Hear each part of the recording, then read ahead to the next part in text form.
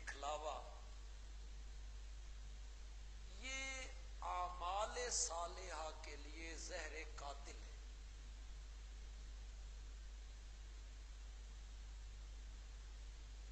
میں ایک حدیث آپ کو سناتا ہوں،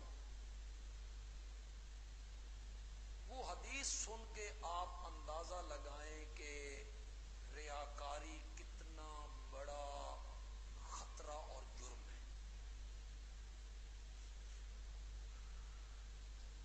میرے پیارے پیغمبر حضرت محمد الرسول اللہ صلی اللہ علیہ وسلم نے ایک موقع پہ دجال کے فتنے کا ذکر کیا۔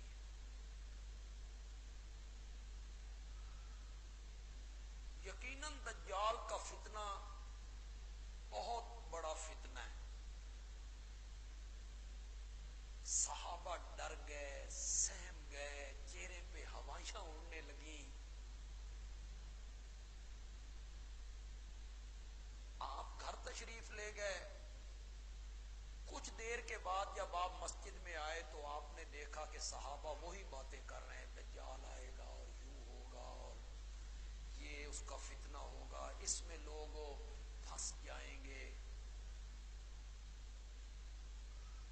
تو آپ نے صحابہ کی پریشانی کو دیکھ کے فرمایا، میں تمہیں دجال کے فتنے سے بڑا فتنہ نہ بتاؤں؟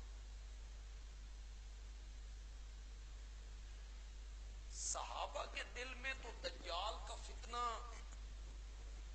بہت بڑا فتنہ تھا نا۔ تو صحابہ نے تعجب کیا، بھئی دجال کے فتنے سے بھی کوئی بڑا فتنہ ہے؟